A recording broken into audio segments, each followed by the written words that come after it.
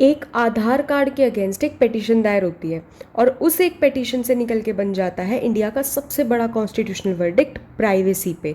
आज हम बात करेंगे KS Puttaswamy versus union of India 2017 की, जिसने पहली बार क्लियरली कहा हो राइट टू प्राइवेसी एक फंडामेंटल राइट है।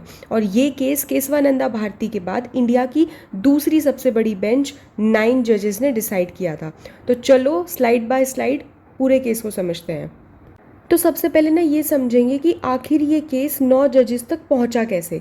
2012 में जस्टिस के एस पुट्टस्वामी, जो कर्नाटका हाई कोर्ट के रिटायर्ड जज थे, आधार स्कीम को चैलेंज करते हैं, ये कहते हुए कि मैंडेटरी बायोमेट्रिक डेटा कलेक्शन उनकी प्राइवेसी वियोलेट करता है।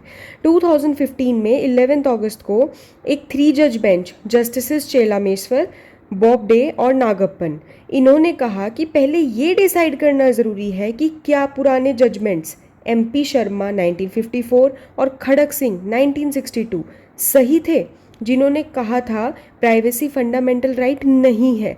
इसलिए मैटर एक लार्जर बेंच को रेफर कर दिया गया और फाइनली 24 अगस्त 2017 को 9 जज कॉन्स्टिट्यूशन बेंच ने यूनानिमसली फैसला दिया, राइट टू प्राइवेसी आर्टिकल 21 के अंडर एक फंडामेंटल राइट है।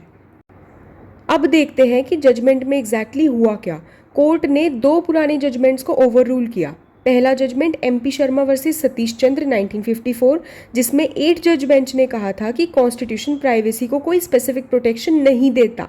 और दूसरा judgment Kharak Singh versus state of UP 1962, जिसमें 6 जज बेंच ने कहा था कि प्राइवेसी राइट कॉन्स्टिट्यूशन का गारंटीड राइट नहीं है। तो इन दोनों को 2017 के 9 जज बेंच ने ओवर रूल कर दिया। और क्या स्टैब्लिश हुआ? कोर्ट ने कहा राइट टू प्राइवेसी आर्टिकल्स 14, 19 और 21 तीनों से निकलता है। Privacy right to life, liberty, equality और फ्रीडम इन सब का कोर है। जस्टिस चंद्रचूड़ ने अपने लीड ओपिनियन में लिखा, privacy is the constitutional core of human dignity. ये लाइन इस जजमेंट की सबसे ज़्यादा कोट की जाने वाली लाइन है। तो अब देखते हैं कि इस केस की जजमेंट का रिपल इफेक्ट क्या रहा।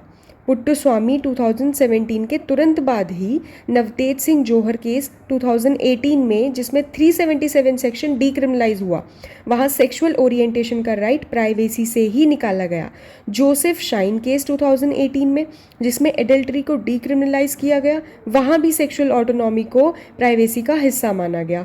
और आधार वर्डिक्ट 2018 में, जिसमें खुद पुट्टस्वामी के बनाए हुए टेस्ट से आधार एक्ट के कुछ प्रोविजंस को ही स्ट्राइक डाउन किया गया। साइटेशन ज़रूर याद रखना और ये जो सिंपल ट्रिक बताई है इसको भी ज़रूर याद रखना। और कमेंट में ज़रूर बताना कि आपको प्राइवेसी का कौन सा एस्पेक्ट सबसे इंटरेस्टिंग लगा। मिलते हैं नेक्स्ट वीडियो में।